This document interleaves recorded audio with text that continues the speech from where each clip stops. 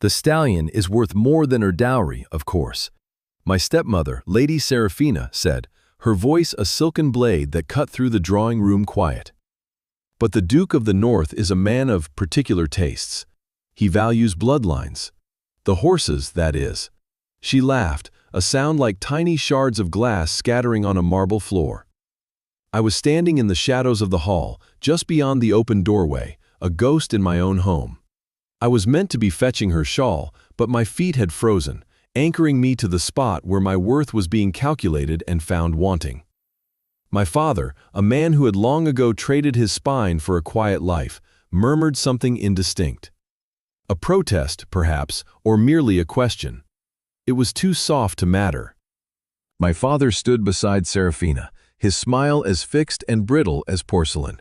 They were a masterpiece of social performance, and I was the smudge of charcoal on the edge of the canvas, easily erased. I felt nothing but a profound, aching weariness. I did not wish for their world, but I wished, with a desperation that stole my breath, to have a world of my own. Then he arrived, the Duke of the North, Alistair Valerius. A hush did not fall, precisely, but the quality of the sound in the room changed. The cheerful cacophony became threaded with whispers, with a current of tension and awe. He was not a man who entered a room. He was a man who conquered it with his stillness. He was tall, dressed in severe black that seemed to absorb the candlelight, and his face was all sharp angles and unforgiving planes. He looked like the stone fortresses of his northern lands, imposing, ancient, and utterly unreadable. They said a tragedy had sealed him away from the world, that he was more myth than man. And this was the man who had indirectly purchased my exile. My family descended upon him. Seraphina's smile became a work of art, a dazzling display of welcome and deference. My father bowed. Rosalind curtsied, her blush as perfect as a rose petal. I watched from behind my palm frond, an unseen spectator at the theater of my own life. The Duke's gaze swept the room, cool and dismissive. It passed over the glittering chandeliers, the groaning banquet tables, the hopeful faces of debutantes, and the triumphant one of my stepmother. His eyes were the color of a winter storm, and they seemed to see everything and value nothing. He exchanged the briefest of pleasantries, his voice a low rumble that barely carried. He inclined his head to Seraphina, acknowledged my father, and offered Rosalind a glance so fleeting it was almost an insult. It felt as though he were not looking at me, but into me, cataloging the architecture of my bones, the quiet despair in my soul. The world seemed to shrink to the space between us. The music faded, the chatter died. It was just the unnerving intensity of his stare and the frantic, terrified drumming of my own heart. He said something to my stepmother, his voice too low for me to hear. She turned, her eyes following his gaze, and for the first time, a flicker of genuine confusion crossed her perfect face. She saw me, truly saw me, huddled in my corner, and her expression curdled with annoyance. Then he began to walk. He did not stride or saunter. He moved with a slow, relentless purpose that parted the sea of dancers before him. Every eye in the ballroom followed his progress. He ignored the gasps, the whispers, the outstretched hands of those who sought to intercept him. He walked directly toward my alcove, a dark ship charting a course for a forgotten shore. My breath caught in my throat. I wanted to shrink, to disappear into the very threads of the tapestry behind me. This was a mistake, a terrible, public mistake. He stopped before me. The scent of pine and cold, clean air clung to him, a scent of another world. He was even taller up close, a monolith of black and shadow. He looked down at me, and for a long moment he said nothing. The silence stretched, becoming a tangible thing, a weight pressing down on the entire room. I could feel hundreds of pairs of eyes on me, burning with curiosity and malice. I was no longer invisible. I was a spectacle. "You are Lord Thorne's other daughter," he said. It was not a question. His voice was deep, resonant, and devoid of any discernible emotion. I could only nod, my throat tight with panic. "I was told you had an interest in structural integrity," he continued, his gaze unwavering. "Specifically, the load-bearing properties of the Kentish arch versus the Romanesque vault." The words were so specific, so utterly unexpected, that they shocked me out of my fear. It was a direct quote, from me. I had said those exact words 2 years ago, at a tedious garden party, to a deaf old lord who had asked me about my needlepoint. I had assumed no one had heard, no one had listened. I had been speaking more to myself than to him, a quiet observation about the crumbling abbey visible on the far hill. "How?" I whispered, my voice a dry rasp. "I was standing behind you," he said simply, as if that explained everything. "You were the only person in that entire garden who said a single interesting thing all afternoon." He paused, his stormy eyes searching my face. "They are sending you to the convent of St. Jude." Again, a statement, not a question. I nodded again, feeling a hot blush of shame creep up my neck. He knew the whole sordid transaction. He gave a slight, almost imperceptible nod. "I see."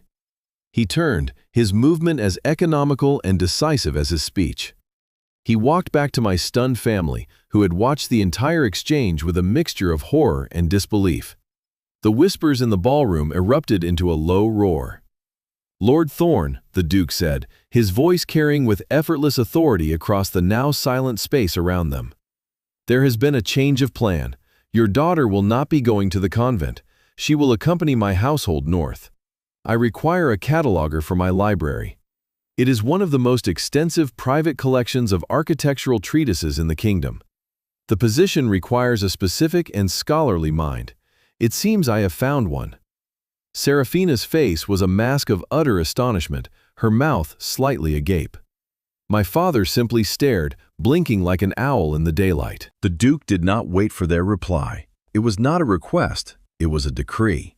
He had witnessed my erasure, and with a few calm, inexplicable words, he had written me back into existence. The room stared at me, the gray girl in the shadows, and for the first time in my life, I felt the terrifying, exhilarating sensation of being seen. The journey north was a study in contrasts.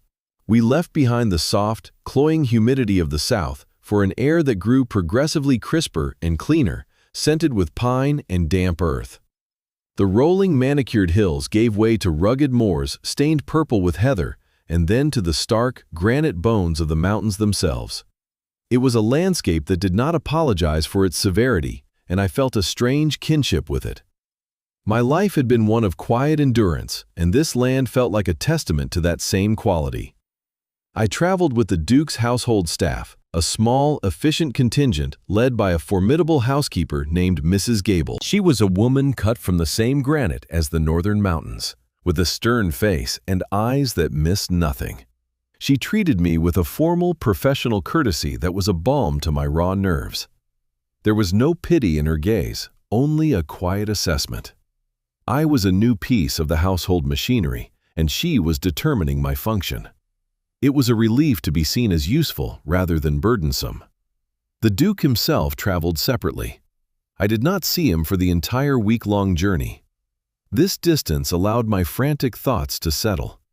I replayed the scene at the ball 1,000 times, trying to decipher his motives. Pity? It seemed unlikely. A man like Duke Valerius did not seem capable of such a soft emotion. A whim? Perhaps. A powerful man's idle curiosity, a desire to collect an interesting person just as he collected rare books. Or was it something more calculated? A subtle rebuke to my family, a demonstration of his power to upend their careful plans for his own inscrutable reasons. I could not settle on an answer, and the uncertainty was a constant low-grade hum beneath the surface of my days. I warned my heart not to hope. Hope was a foolish, fragile thing, and mine had been broken too many times before. We arrived at Stonefell, the Duke's ancestral home, at twilight. The castle did not rise from the landscape so much as it grew out of it, a vast, jagged outcrop of dark gray stone clinging to the side of a mountain. It was more fortress than home, a grim and imposing silhouette against a sky the color of steel. Towers and battlements clawed at the clouds, and the few windows that faced the winding road were narrow slits like suspicious eyes. It was magnificent. It was terrifying. It was the most beautiful building I had ever seen. Inside, the castle was not as grim as its exterior suggested. The great hall was cavernous, its vaulted ceiling lost in shadow. But huge tapestries softened the stone walls, and a fire the size of a carriage blazed in a massive hearth, casting a warm, dancing light over everything. Mrs. Gable showed me to my rooms in a quiet wing of the castle. They were simple but comfortable, with a thick woolen carpet, a sturdy oak bed, and, to my astonishment, a small fireplace already laid and lit. Best of all, my window looked out not onto a manicured garden, but onto a sheer drop, a breathtaking vista of the valley below and the endless, wild mountains beyond. For the first time in years, I felt I could breathe. For 3 days, I saw no one but a young maid who brought my meals. I was given time to settle, to acclimate. I spent the hours exploring my small suite of rooms and staring out the window, mesmerized by the shifting light on the mountains. On the 4th day, Mrs. Gable appeared at my door. "The Duke will see you now," she announced, her tone matter-of-fact, "in the library." My heart resumed its frantic hammering. The library was in the oldest part of the castle, a circular stone tower I had admired from my window.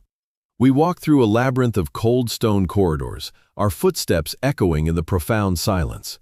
The air grew cooler, smelling of old paper, leather, and beeswax. Mrs. Gable pushed open a heavy oak door, and I stepped inside. I forgot to breathe.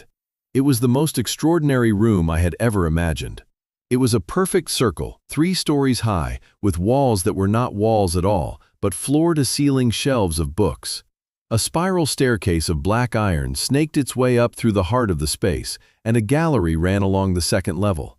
Sunlight, filtered through a high, domed glass ceiling, illuminated the millions of dust motes dancing in the air, turning them into a golden nebula, cross-referenced by subject, era, and architectural style. It is a task that requires not just diligence, but a genuine understanding of the material. A scholar's task. He pulled a heavy volume from the shelf and placed it on the desk before me. It was an original treatise by Vitruvius, the pages thin and delicate as a moth's wing. My fingers itched to touch it. "That day in the garden," he said, returning to his chair, "you were not just making an observation about the abbey, you were analyzing its failure. You saw not just a ruin, but the reason for its collapse. You saw the flaw in its design. That is a rare skill." He leaned forward slightly, his eyes holding mine. "I am offering you a position, Miss Thorne, not as a companion or a charity case, as a scholar. You will be given unrestricted access to this library. You will have your own desk, your own supplies. Your task will be to create a new system, a legacy of order and knowledge. You will be paid a fair wage for your work. Is that something that would interest you?" I stared at him, my mind reeling. He was not offering me a cage, however gilded. He was offering me a key. A key to a world I had only ever dreamed of entering. He was not looking at my plain face or my dowryless state. He was looking at my mind, and he was valuing it.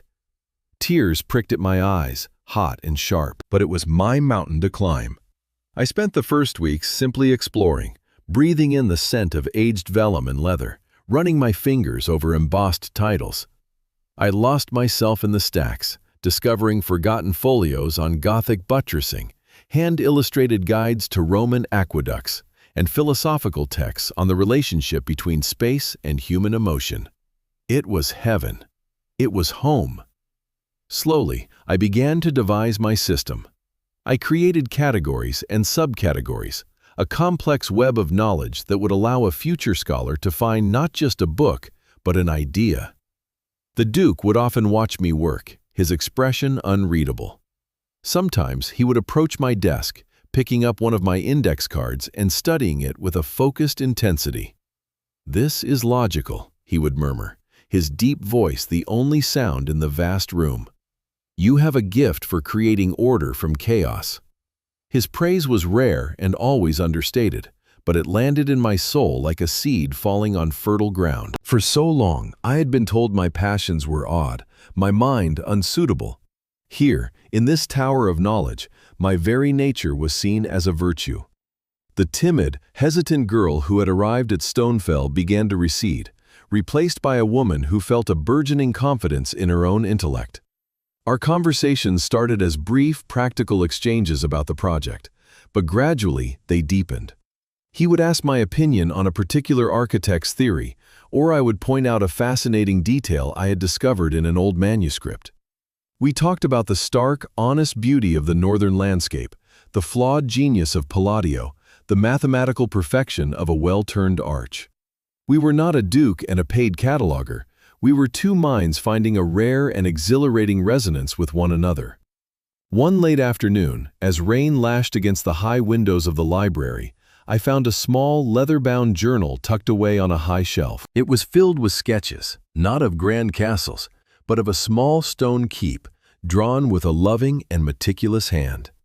The notes in the margins detailed its construction, its weaknesses, its history. "That was my brother's," the Duke's voice said from behind me. I started, not having heard him approach. I turned to see him standing there, his face shadowed and his expression tight with a pain that seemed fresh and raw. "Forgive me, Your Grace," I said quickly, moving to put the journal back. "I did not mean to pry." "No," he said, his voice rough. "It is all right." He took the journal from my hands, his fingers brushing against mine. The contact was brief, accidental, but a jolt of warmth shot through me, startling in its intensity. He opened the book to a sketch of the keep's main tower. His name was Edmund. He was younger than me by 5 years. He shared your passion. He saw buildings not as stone and mortar, but as stories, as living things.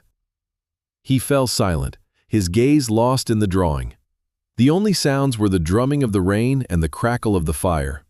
I waited, knowing this was a sacred space, a door opening into the sealed-off fortress of his heart. "The Blackwood Keep," he said, his voice low and strained. "It stood on the western edge of my lands. It was ancient, and I knew it was unstable. Edmund, he wanted to restore it. He believed he could save it. I was meant to go with him to inspect the foundations that day. I was the Duke. It was my duty." He closed his eyes for a moment, but I was called away on some tedious estate matter. A dispute over grazing rights. I told him to wait. He was ever impatient. He went alone. He finally looked at me, and the ice in his eyes had shattered. What lay beneath was a maelstrom of guilt and grief. The central tower collapsed. He was inside. The simple, brutal words hung in the air between us. The tragedy that had made him a recluse was no longer a vague rumor. It was a story of a brother, a passion, and a moment of devastating loss. I understood then the source of his severity, his solitude. It was not coldness. It was a wall built around a wound that would not heal. I also understood his interest in me. It was not just my knowledge he valued. It was the echo of his lost brother, a shared language of stone and structure that no one else in his world spoke. "I am so sorry," I whispered. The words were inadequate, pebbles tossed into an ocean of pain, but they were all I had. He did not pull away. He simply stood there, letting me see his vulnerability. "The world sees a duke," he said, his voice barely audible. "They see power and wealth and stone walls. But all I see is the flaw in the design, the single point of failure." In that moment, an impulse I could not control moved me. I reached out and laid my hand gently on his arm. It was a scandalous breach of propriety, a shocking familiarity, but it felt like the most natural thing in the world. He flinched, not in anger, but in surprise, as if he had forgotten what human touch felt like. He looked down at my hand on his sleeve, then back up at my face. The storm in his eyes quieted, replaced by a look of profound, weary surprise. He did not pull away, and for a long, silent moment, we stood together in the heart of his quiet library, two solitary people connected by a shared understanding of how easily beautiful things can break. The seasons began to turn. The stark white of winter softened into the tender green of a northern spring. The work in the library progressed, my catalog growing into a work of genuine scholarship. My life at Stonefell settled into a rhythm of quiet purpose that I had never known.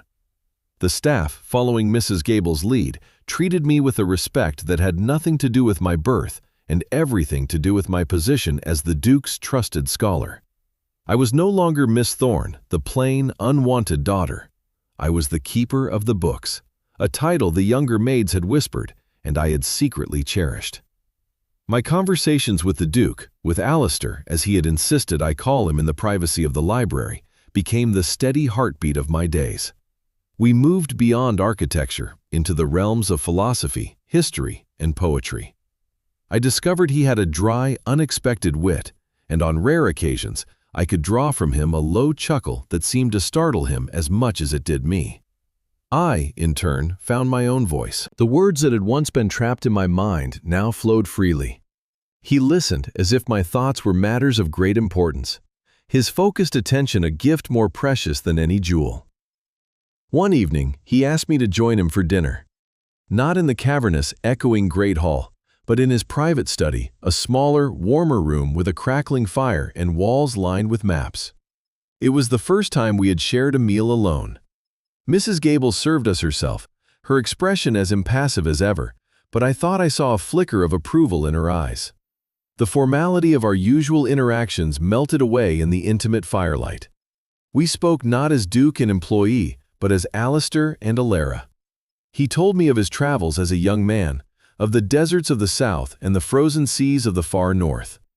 I told him of my childhood, of my mother who had loved books, and of the profound loneliness that had followed her death. He read it, his face hardening, the lines around his mouth tightening into a familiar, severe mask. When he finished, he set the letter down on the desk with a quiet, deliberate finality, as if passing judgment. "Her concern is touching," he said, his voice laced with an irony so cold it burned. He looked at me, his gaze intense. "Do you believe her? Do you believe you are here because of my eccentricities? That your place in this house is a whim?" I faltered, the old doubts whispering in my ear. "I am a cataloger, in your employ, that is all." "No," he said, his voice firm, cutting through my uncertainty. "That is not all, and we both know it." He took a step closer, his tall frame blocking the light from the window. "She seeks to put you back in the box she designed for you, a small, dark place where you cannot shine. She is afraid. She sees that you have found a place where your light is not only permitted, but valued, and it terrifies her." His certainty was a shield. His belief in me was an anchor in the swirling tide of my fear. But the fear was still there. "What will she do?" I whispered. "She will try to destroy what she cannot control," he said grimly. "We must not let her." His prediction proved chillingly accurate. A week later, another letter arrived. This one was for him. He read it in my presence, his expression turning from stone to ice. Without a word, he handed it to me. It was a long, vicious screed, again couched in the language of false concern. Seraphina wrote of my history of melancholic delusions and fanciful inventions. She claimed I had always been a difficult, manipulative child, prone to weaving elaborate fantasies to gain attention. She hinted at a fragile mental state, suggesting my scholarly work was merely a symptom of a growing obsession, and that I was a danger to myself and his good name. She begged him, as a man of honor, to send me back to them, where I could be cared for properly, before I caused a terrible scandal. It was a character assassination, a poison pen wielded with surgical precision. She was not just trying to get me sent home, she was trying to have me declared mad. I felt the blood drain from my face. The world tilted on its axis. Every cruel word she had ever said to me, every dismissal, every look of pity was now codified in this letter, presented as fact to the one person whose opinion I had come to value above all others. "She is lying," I said, my voice a strangled plea. Alistair took the letter from my trembling hands and, with a calm, deliberate motion, tore it into 4 precise pieces. He dropped them into the fire, where they curled, blackened, and vanished into smoke. "I know," he said, his voice a low, dangerous rumble. He looked at me, and there was no doubt in his eyes, only a cold, gathering fury. "This is not an act of concern. It is an act of war, and she has chosen to wage it on my ground, a fatal miscalculation." He turned and walked to his desk, his movements filled with a new and terrible purpose. I will be sending a letter of my own. I believe it is time your family paid a visit to the north." A week later, they arrived. A raven had been sent with a message from Alistair, an invitation so formal and commanding it could not be refused.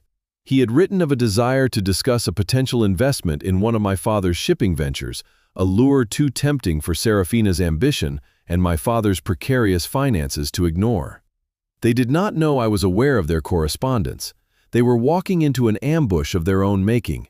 I watched their carriage arrive from the high window of the library. Then she saw me, standing by the fireplace, and her carefully constructed smile faltered for a fraction of a second. A flicker of surprise, of fury, crossed her face before being expertly suppressed. "Ilara, darling!" she exclaimed, rushing forward to embrace me. Her touch was cold, her perfume cloying. "What a wonderful surprise! We had no idea. The Duke is so very kind to give you this little hobby to occupy your time." She patted my arm condescendingly, her words a public reduction of my work, my entire life here, to a child's pastime. My father mumbled a greeting, unable to meet my eye. Rosalind, however, looked at me with genuine wonder. "Ilara, this room, it's incredible," she breathed. "You look different. You look well." There was no malice in her, only a dawning realization that the sister she thought she knew had been a phantom. At that moment, Alistair entered from his study, a small room adjoining the library. He moved with a chilling, predatory grace. He did not smile. He simply looked at my family, his stormy eyes missing nothing. "Lady Seraphina, Lord Thorn, thank you for coming on such short notice." "Your Grace," Seraphina purred, turning her full charm upon him. "The pleasure is all ours. We were so concerned for Ilara, but I see she is in the best of hands." "Indeed," Alistair said, his voice flat and cold. He walked to his desk and picked up a sheaf of papers. "I did not ask you here to discuss shipping, my lord. I asked you here to discuss a matter of theft."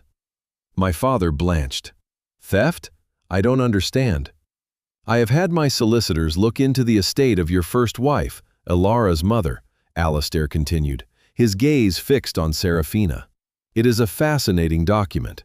It seems she left a significant and independent inheritance for her daughter, to be managed in trust by her husband. An inheritance comprising several properties and a considerable portfolio of investments. An inheritance, I find, that has been systematically liquidated over the past decade, its funds diverted to pay for, among other things, lavish gowns, expensive jewelry, and a spectacular London season for another daughter." The color drained from Seraphina's face. My father looked as if he might faint. I stared at Alistair, stunned. I had never known. I had been told my mother left me nothing but a few sentimental trinkets. All those years of being told I was a burden, a drain on the family finances, it had all been a lie. "These are outrageous accusations," Seraphina hissed, her silken mask finally cracking to reveal the venom beneath. "They are not accusations," Alistair corrected her calmly, placing a ledger on the desk. "They are facts, documented, proven. You have not just denied Ilara her birthright, you have stolen it. You have impoverished her in order to enrich yourself." He paused, letting the weight of his words settle in the silent room. "Which brings me to your letter. The one concerning Ilara's delusions." He looked directly at Seraphina, his eyes like chips of ice. "You were not concerned for her well-being. You were attempting to preemptively discredit her. You knew that sooner or later she might discover the truth of your fraud. Your only defense was to paint her as mentally unstable, a fantasist whose claims could be dismissed. It was a desperate, cruel, and frankly, pathetic gambit." Seraphina stared at him, her chest rising and falling rapidly. She was cornered, exposed, and she lashed out.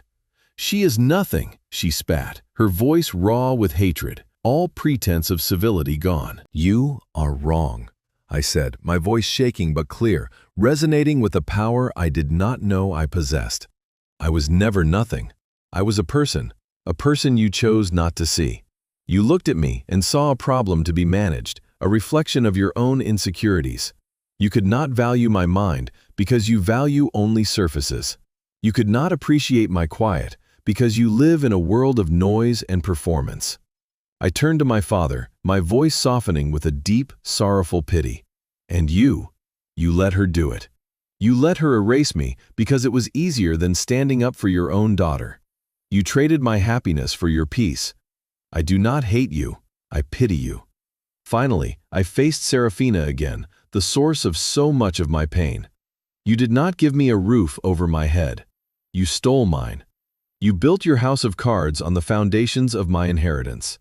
But you made one fatal miscalculation. You thought this place, I swept my arm around, indicating the library, my sanctuary, my world. She was just another product of the world Seraphina had built. Then she too was gone. The great oak door closed, and the silence that descended was one of peace, of finality. It was over. The ghosts of my past had been exorcised. I stood there, trembling with the aftermath of the confrontation, feeling utterly drained and strangely, powerfully alive. Alistair came to me then. He gently took my hands in his. They were warm and strong, and they stopped my trembling. "Alara," he said, his voice softer than I had ever heard it. He led me away from the center of the room, through a small door I had never entered, and onto a stone balcony that overlooked the vast, wild expanse of the northern mountains. The wind was cold and clean, whipping strands of hair across my face. It felt like the first breath of a new life. We stood there for a long time, watching the sun dip below the jagged peaks, painting the sky in hues of rose and violet. The turmoil inside me slowly settled, replaced by a profound and quiet calm. Ilara, a structure built around a hollow space of grief and guilt.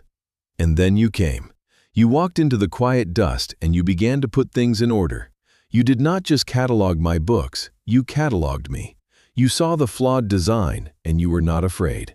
You have brought light back into the dark places. Tears welled in my eyes once more, but this time they were tears of pure, unadulterated joy. He saw me. He had always seen me, the real me. "Ilara Thorne," he said, his voice thick with an emotion that mirrored my own.